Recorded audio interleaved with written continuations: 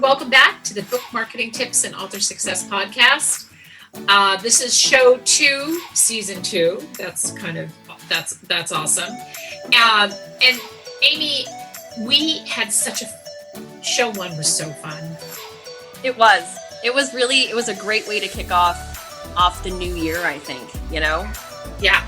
Now, if you're just dipping your toe in this podcast, if you just found us, we are, Amy and I are part of the majority of author marketing experts, and we're a team of marketing and publicity experts, hence the name, where we do marketing and publicity for authors. So that's our day job. The podcast is our fun, not really a pet project, but a way to get more information out there to authors. And again, if you're just listening, one of the themes of this year is to do better and to rise above the noise. And Amy mentioned that. We talked about that in the episode 1 of season 2, episode 1. And a reminder also, just quick housekeeping, to please rate or review this podcast wherever you listen to podcasts. And if you are posting a review, let us know what your one marketing takeaway was from this episode, what you're going to implement. The topic of getting more reviews is a big deal. And we get this question a lot. Authors just want reviews. And, the problem is that most authors wait until release day to decide that they need reviews. Sorry, I'm like... And that's Amy's input for the show. Thank you. I'm done. Or, but it's true though, Penny. Or it's release day and they realize that all those reviews they were expecting to show up didn't come to the party. Right. Because I think that's part of it. So, here we are. It's season 2, and I am certainly sticking true to our new goal of honesty. We're ripping off the Band-Aid. So I'm kind of saying, 1, don't count on all those reviews you thought were going to show up. And 2, don't count on reviews on a set timeline, right? So all those reviews that you thought were going to populate on day 1, it's not a thing anymore. Right. So that basically only leaves you with constantly looking for more reviews, which is great. Now that we're honest about that, it's like, okay, that's the goal, is to always be looking for reviews. It doesn't stop. Right. Exactly. And, when I talk to authors who say that sometimes I'll have a call with them, they'll say, I don't need reviews. I'm good. My friends and family are all going to review the book. And what's interesting about that is I would say maybe 1% of friends and family actually review the book on Amazon. And I know we're going to talk about this as we dig into this topic a little bit more. And there are review-only services, but the problem with these is because of Amazon's ever-changing terms of service. A lot of times they only offer a small number of reviews, like 1 or 2 for a fairly hefty price. And there's nothing wrong with that per se, but 1 or 2 reviews isn't really going to move the needle when you have no reviews on Amazon. But I hear this a lot, that people say, just to kind of come back to that. I have friends who are going to review the book, and I'm set. I don't need your help getting reviews. Right. Yeah. We get a lot of authors who assume everyone they know who congratulated them on writing a book, who they may have given a free early copy to, will come through and review. But I hate to say it, but that's a mistake. You're not doing your book justice by riding on these assumptions. Right. Because when it comes down to it, even your mom or your best friend may have issues with getting their review posted. There's always stuff going on with Amazon for any number of reasons. And if you can't count on your mom or your best friend, then, then Right. We're back to not making assumptions and just continuing to put in the work, and not assuming like, oh, these are going to come through, or I know people are just going to love the book and they're going to post a review. Because Penny, we've talked about that a lot, how, you can sell a lot of books and still not get very many reviews. That's just the reality. Yeah. So you really just have to keep pushing for reviews. It's not something you can rest on.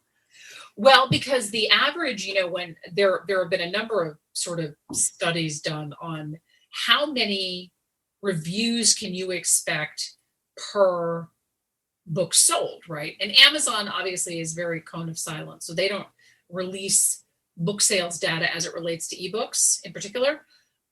So we don't know the exact number of books sold, but at one point, I think it was generally an industry-wide belief that authors would get one review for every 500 copies sold, one review per 500 copies. Then Amazon changed the minimum word count and the number popped to around 1 in 200 books. And now there's a new Amazon rating system, which you and I had an offline conversation about, and we'll talk about in a minute, why that might not be great. But you really cannot sit on your laurels and wait for reviews, because the process of getting more reviews on Amazon not only will help your Amazon algorithm, right? And people ask me, how many reviews do I need to have? Well, more than 50 and closer to 100 would be ideal, right? To start kind of moving the needle. But you can't wait on that. Right.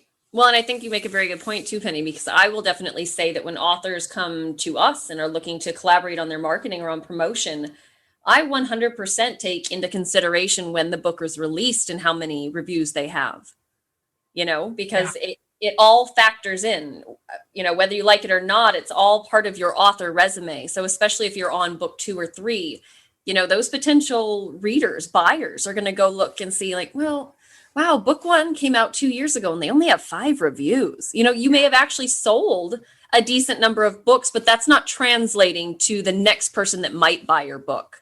Right. So that all goes back into why you can't stop pushing for more reviews and just really keeping on translating, hopefully, what are sales into reviews as well. Right. Exactly. Yeah, I completely agree with that. And you were talking to me again before the show about social media, using social media to push for reviews. Yeah, I love using social media or seeing authors use social media, because I just find it to be a very natural, organic way to talk about you as an author, what you have going on, your personality. You get to be human, and you get to remind them how much it means to you in your book to get their support. You can run fun promotions, like post a review and I'll send a free copy to a friend. Social media is always moving and changing, and the conversation's always flowing. So you can get away with asking for reviews and reminding people about reviews so much more often on social media because of just how it naturally flows. And so I think that's just a huge opportunity that a lot of authors miss out on, being able to bring that back to the conversation and circle around.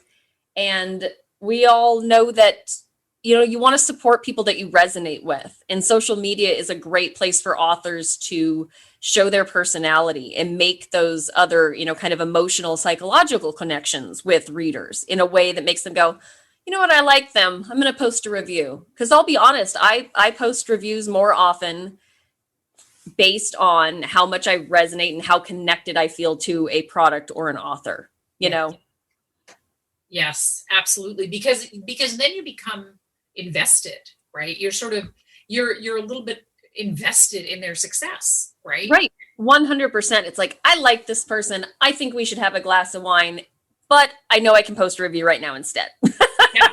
Yeah. And I think that one of the things that authors don't oftentimes talk about is how, is mentioning to readers how important that their opinion is to their success, and that their opinions really, really matter. And I think that there isn't enough emphasis paid to that, whether it's in your newsletter or in social media, where you're telling, you're reminding readers that, your feedback really matters. And it's funny because when you ask authors, when was the last time that you asked for a review anywhere? Most of them will say, I've never done that. And, we get just pick myself up off the floor right now. I know. Getting back in my chair. Well, because reviews just don't happen. I mean, it's really great. So I want to stop us right here and just mention this author. So my editor sent me a link, and I'm gonna mispronounce this author's first name. I think it was. Let me pull up the screen again. So the author is Ilona Andrews, right? And you can look her up on Amazon. So she published a book on the 21st of January.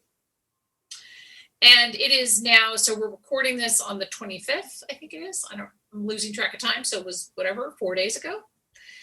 She already has almost 4,000 reviews and ratings on Amazon, right? And it's a self-published book. So to that point, I get a lot of questions from authors on how early is too early to start pushing your book. Now, this is a separate conversation that we're going to have. I know I keep saying, oh, we're going to have because there are so many different arms to this book marketing conversation and how to get more reviews, right? We want to do a show separately on superfans, which obviously this Andrews author is just, doing a gangbuster job on that. But a lot of times I'll ask how early is too early to start.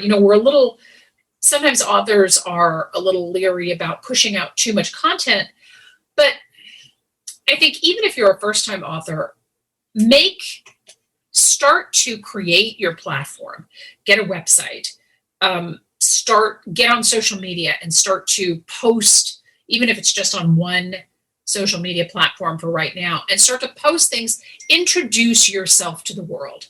Start to introduce yourself to the world, but make sure that you have a professional looking, website and a presence so that you can start to let your audience get to know you, so that when your book is born, you're not showing up on, your book street date saying, okay, now I need reviews. You've had some ramp up to that, right?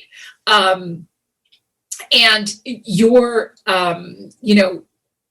getting more reviews also means that you're starting your book promotion early enough and getting out there on the right channels to start to create organic engagement, which is all part of developing a platform that will help to generate reviews. To Amy's point that we mentioned earlier, if somebody already likes you, that's half the battle, because now they are invested in your book success, and they might consider, reviewing your book on Amazon.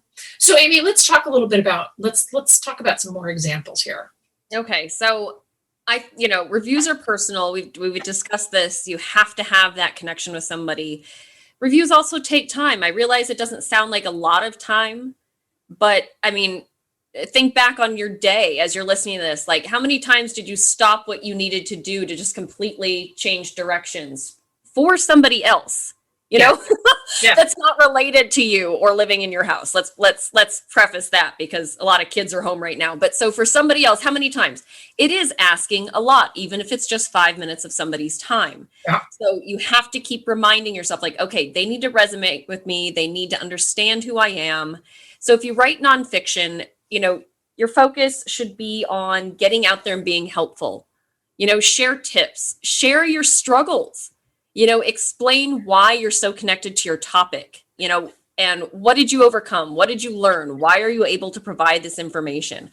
Be a real person that makes those on the receiving end go, oh, they get me. Like, they understand where I'm coming from. They sound like they might have answers for me. Like, these are all really important things when you're writing nonfiction, to make sure that you're constantly making those connections, because not only does it help your brand, but obviously it's going to make them more inclined to actually buy your book. And then also, when you're asking for those reviews, they are going to be more willing to want to share how it helped them, how it affected them. So that really comes from the relationship that you create with your followers and your network and your email lists and things like that. Right, exactly. And I think that, for nonfiction, obviously, you can have offering tips and offering little insights and sort of setting yourself up kind of as the expert. And a lot of authors don't really jive with, calling themselves the expert, but really that's how you have to be viewed. and offering them tips. And for fiction, I know that it's harder. I mean, it's harder, but it's not necessarily impossible. So I know this romance author who shares seasonal cocktail recipes on her blog, which I thought was so fun, right? Who doesn't love a good cocktail? And, they're also, I guess, featured in her forthcoming book or books. She also does Hot Guy Thursdays, or, another author that I was listening actually to one of her sessions through Romance Writers of America. She was trying to figure out, what am I going to do to start the conversation, to start to build up my platform on social media. And so she started to recommend other books, and inadvertently she became a pretty well-known influencer, bookstagrammer on Instagram. So you could also whet their appetite with story excerpts on your blog or on your website. The point really is to start having a conversation with your readers. That's very true. Although, Penny, don't you get some pushback when you tell people to share parts of their book? I mean, people don't like sharing their book with us, yet they're willing to pay us to market it. I know. Yeah, yes. That's a great example. And it's also great.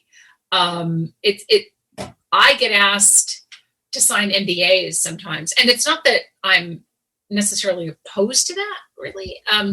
It's just that, I literally don't have time to steal your book idea. Let me just say that. I literally don't have time to steal your book idea. In the 20 years that I've been in business, I've literally never seen that happen where somebody has stolen a book idea, because books are a lot of work, right? So stealing a book idea is a lot of work because you got to write the book, obviously. It's like stealing an infant. Right. Like, you're just get the kid home, you're like, or a senior dog, or a senior dog. It's like, no, that's just way too much work. Like, nobody does that. Right, exactly. So, I'm not encouraging anybody to publish your entire book on your blog, but you should be willing to share excerpts with the world, to let folks kind of see what your writing style is, and let them, get a sense of who you are, right, as an author. Yeah, I think the excerpt and the teasers and things like that is a hugely underrated promotional strategy, to be totally honest, Yeah. And I think if you should have the confidence that you've written a good book, and go back to episode 1, that your lane, your genre, your readers, you've done your research. It shows a lot of confidence to be able to put yourself out there, even at that next level, to share excerpts and pieces of it so people can get excited about it before purchasing. Right. Exactly. And, I think another one, and again, putting yourself out there, bloggers. We talk about bloggers all the time. They're also an important piece to this. So you need to start following blogs that your readers are following, see how these shows are connected. Like Penny said, it's like, there's all these different arms, and it's really, you can't imagine the restraint it takes us to stay as focused as we are. And some of you may be laughing. They're like, wow, they think they're focused, but it's y'all don't sound very focused to me. Yeah. I know, but it really is hard because so much of this is interlinked, but it's true. So going back to being a fan of your genre. So that also includes following blogs that your readers are following. Participate by posting comments on their posts and responding if they're recommending other books, engage with those same bloggers on social, because, it's really benefiting you in so many different ways. And again, all these little, it's like one of those string diagrams, but, right. But you're learning about your market, you're getting your name out there, you're making nice with bloggers. Like, all of these things are going to continue to benefit you long-term. Because later you're going to want to be pitching them your books. You're going to be wanting to connect with these bloggers and say, hey, I finally released a book, and it gets you in front of readers in an organic way. And these all end up contributing to creating those connections that lead to people actually wanting to go out of their way to post a review for you as well. Right. Exactly. And that's another, posting comments on. So one of the great things about the world that we live in is that we can, with a few clicks, get in touch with anybody,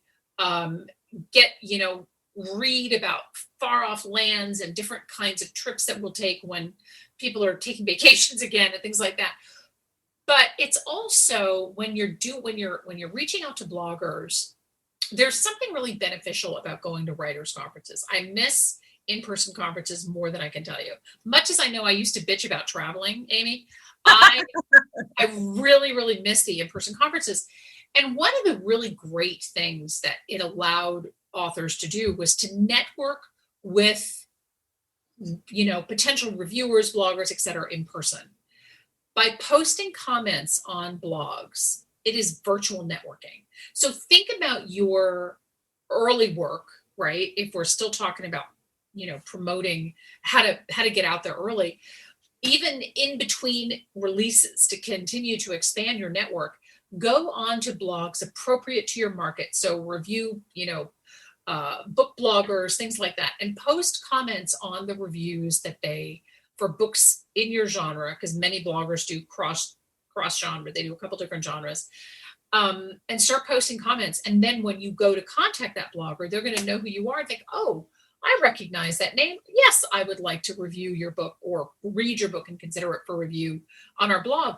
That kind of early networking, that's really what we're talking about here, is we are talking about early virtual networking. So getting out there and starting to letting readers get to know who you are, asking readers for reviews, going on to different blogs, and really starting to have a conversation with with bloggers so that they know who you are. And also consider a website. I mean, I think that so many authors get to their book launch and they, we're going to do a podcast separately on branding because I think that's important, but get a website up early and be clear on what your focus is, meaning the look of your website, because it all matters. And if your website looks poorly designed or has typos or something, I mean, absolutely everything matters. You really want to make sure that you're putting your best foot forward, not just for reviews, but for everything else that you're going to need to sell books. Right. It's amazing how often authors don't realize that a website is so much more than just, one of those things you check off your list. It really is useful in a lot of ways, but you have to know that going into it, that, okay, so I have a website and I'm going to be able to use it in these 10 ways. And you really have to nurture those, and I think authors don't realize how important a website can be to keeping their fans and their network closely connected, especially between releases. Yeah. Yeah, that's absolutely true. And this Ilana, again, I'm not pronouncing the name correctly, Andrews, author, my editor sent me her blog post, and I'll put it in the show notes for sure. But she's hit the New York Times bestseller list and USA Today bestseller list with her book. And it's self-published, and she has almost 4,000 reviews and ratings on Amazon. She did that with the help of her readers. And again, we're going to do a separate conversation on superfans, and we'll probably mention this too.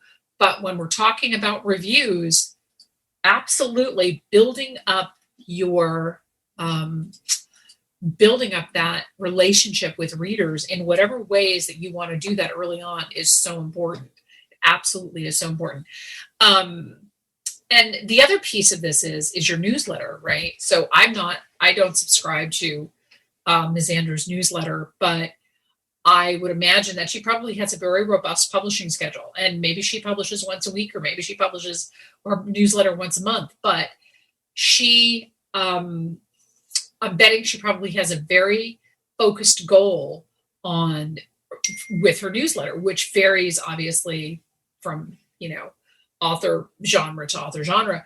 But I can't tell you how many classes that I've taught where I ask authors who has a newsletter, and few, if any, hands go up. And if they do go up, the authors don't really know how to use their newsletter properly, which can be a great tool for getting more author reader engagement and getting more reviews.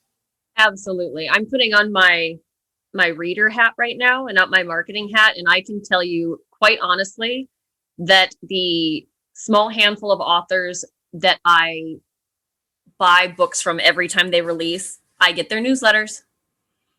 It's amazing. And it just the connection that it makes. So it's like I do go back and I purchase every book that they release, and I do actually follow their newsletters. So there is something to that. And it's like, oh, not because they sent me an email so I buy their books, but that's not what it's about. It's just that next level connection. Like I actually care to open their newsletters, and that translates to me going and actually buying all of their releases and following along with that. And I think a lot of times authors, because we do a lot of coaching with our clients and things like that, and I think it's easy for authors to get too in their head about the newsletter concept, Penny. Like I think it sounds like just such a huge undertaking. And I would just want to encourage anybody listening that doesn't have one going yet to just get back to the basics with that. Start with what you have. So your friends, your family, colleagues, if that's appropriate, you know what I mean? And just, that's your starter list. There you go. You have a list, Mm-hmm. Let's check that off the list, and then give yourself a realistic schedule. Even if it means that you start quarterly, like if you're thinking like, I really don't have anything to say right now, it's like, okay, then, tell yourself you're going to do it quarterly and stick to that to begin with until you start getting the hang of it. Because you can always increase that once you get comfortable and you start getting engagement. But then there you go. You know what's on the next or first newsletter, when that needs to go out. So there you go. You've got your list, you've got your schedule. And I think the third piece that people get really anxious about is what they're going to put in it, which makes sense. I get it. Like, okay, great. I have a list. I know I want to send one out this month, but what the hell am I going to say? And I think it's really important to kind of balance, to know that a newsletter should have some balance. So just focus on making sure you have something cool to offer them, because honestly, you want them to open another email. You know what I mean? Like, let that sink in. Yeah. So make sure you always have some sort of giveaway or a BOGO or just something that really gives them something back, other than like, hey, buy my next book. Like that doesn't count. Like, please don't mistake the two, Right. And then I think you need to ask them something, always have a reason that you're doing this. So maybe it's reviews on Amazon. Maybe it's reminding them like, hey, you guys, this is I need to ask you again, help me out. I need some more reviews on Amazon. This is really important. Maybe it's a review or rating on Goodreads, things like this. Like everything matters. To follow on Amazon, a follow on BookBub. Like there's a lot of things that you can ask them to do in return. And then I think you should push yourself to always have some sort of announcement or update, that keeps them excited about what you have coming up.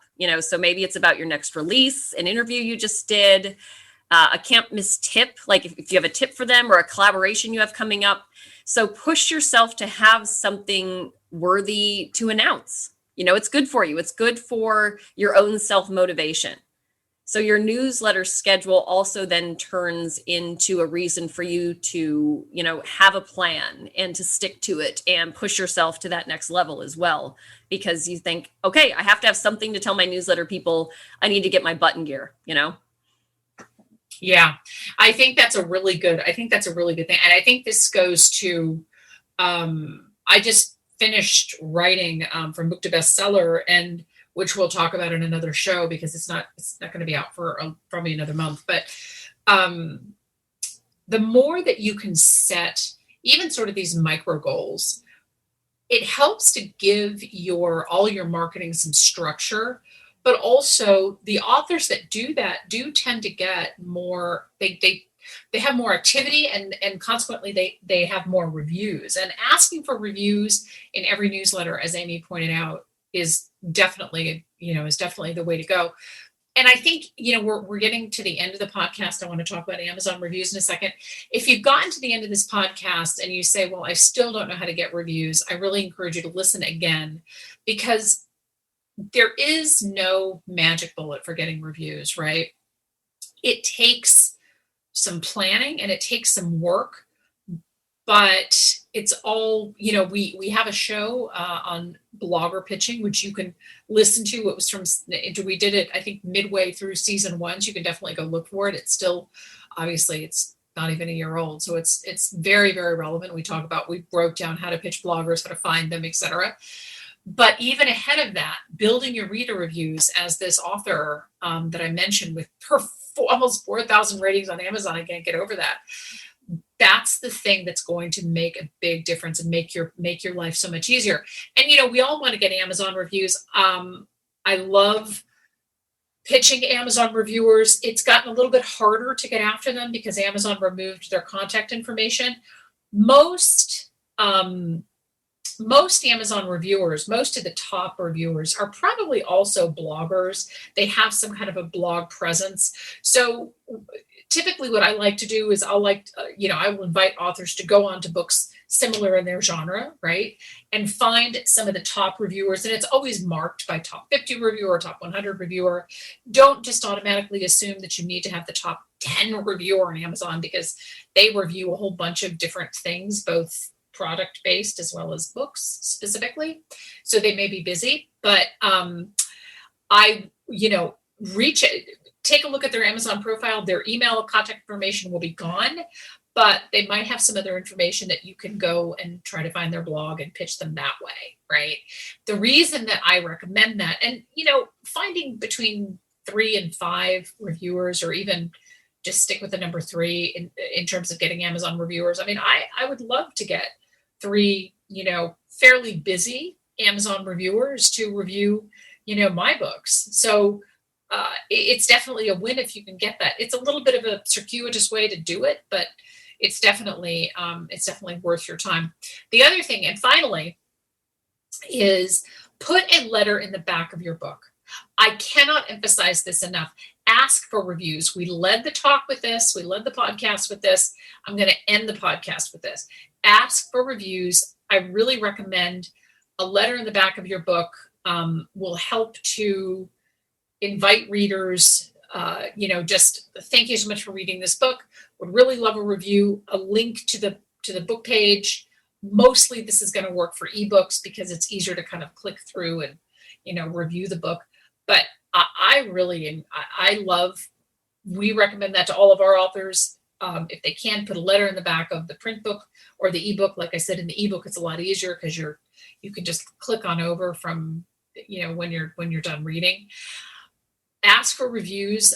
It's really a great way to start building your review, your treasure trove of reviews on Amazon. The other thing that I want to mention finally, I did a video on this for our Master Amazon video course. Amazon is changing the way that they do reviews. It's a little concerning to me.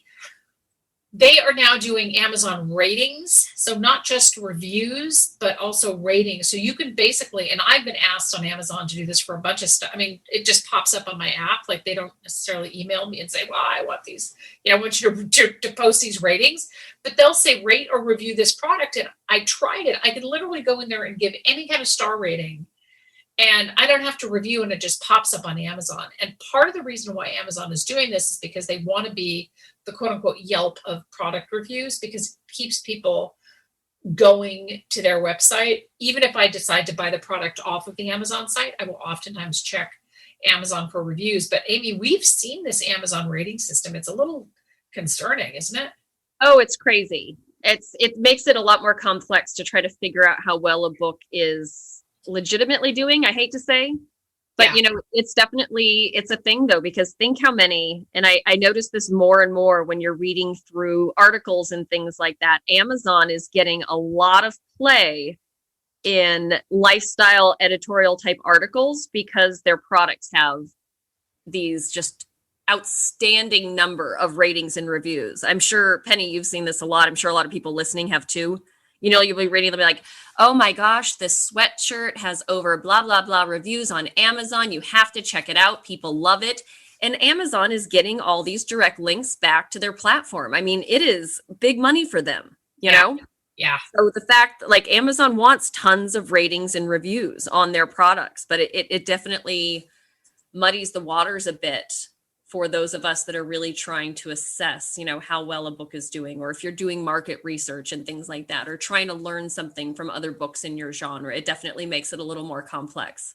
Well, the problem with the rating system is that it's a lower barrier to entry. So if you get to the end of, if a reader gets to the end of a book and decides they don't like the ending, they could just say, well, now I'm mad, 1 star. And that brings down your overall, it brings down your overall review rating. So it's a little bit, I don't know. Yeah, with no explanation. That happened to an author that wrote to us. And I was so mad because the author was, the book cover seemed pretty good. I was happy with that. The description, the product page itself looked pretty good. And I was really bummed because the author, when you went down to check out their reviews, they had one actually written review that gave the book 5 stars, and it was a verified purchase, and it was a well thought out, review. But then they had ratings that weren't very good, but with no explanation. So you have no idea why these low ratings, were added to this book's page. There was nothing telling you what the reader didn't like. So if they were even legitimate, it was very sketchy. And it really bummed me out. I felt bad for the author because what a terrible position to be in, Yeah. To not get any feedback for a negative opinion. Yeah. It's really completely unfortunate. I mean, that they're doing this. Like I said, with the lower barrier to entry, there are more opportunities for people just to kind of willy-nilly post a rate. I mean, I hope that people don't, but it is. I know. Yeah.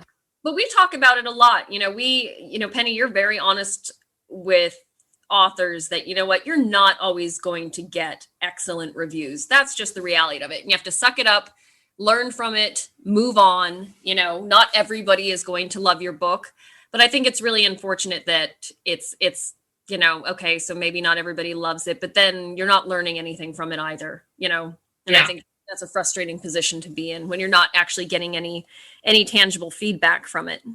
Yeah. Yeah. I mean, because that's the whole point. I mean, I think that many reviews that I've gotten, at least, have been really constructive, that people have posted on my books. And I thought, oh, you know what?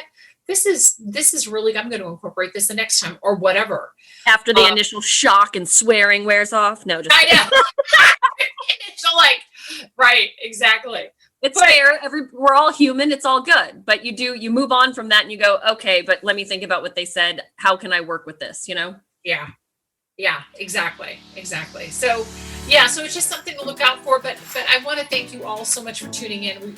We really appreciate it. We hope that you are enjoying the direction that the show has taken for the new year.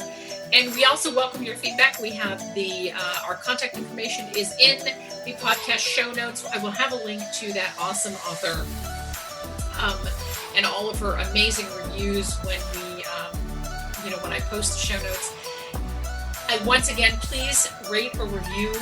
Speaking of reviews, please rate or review the podcast wherever you listen to podcasts. We also welcome ideas, and we oftentimes incorporate those in the shows that we have coming up. So send us your ideas, things you want to hear us address, and we wish you great success. This is Penny Sansevieri and Amy Cornell. This is the Book Marketing Tips and Author Success Podcast. Bye-bye.